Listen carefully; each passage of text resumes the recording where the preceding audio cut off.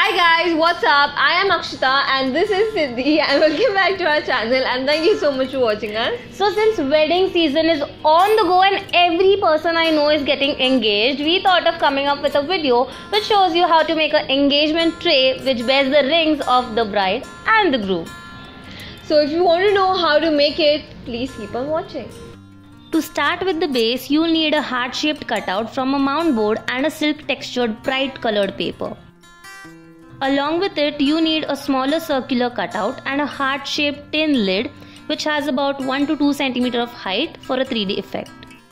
Once this is done, cut the silk paper and stick it over all the three parts so that they are ready to be decorated. Now comes the fun part. Design all the three pieces with stones, pearls and embellishments according to your liking. We chose to go with 2 lines of pearls and diamonds. Next, apply some glue onto the sides of the heart lid and secure a traditional looking lace over it.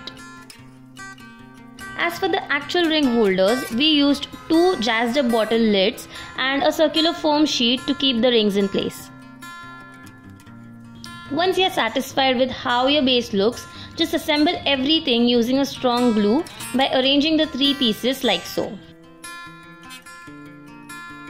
We added 2 roses and a standout Ganesh Murti to complete the look. We absolutely love how this turned out.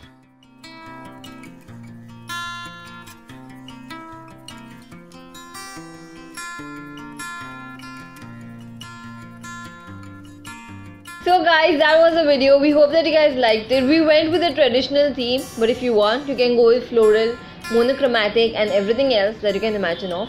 If you like this video, don't forget to Big, give it a big thumbs up. Comment down below and subscribe to our channel if you haven't yet. And don't forget to share this video with all of your friends who are getting engaged, married, who are dating, everything. Okay, so that's it for today. We'll see you next time. Bye.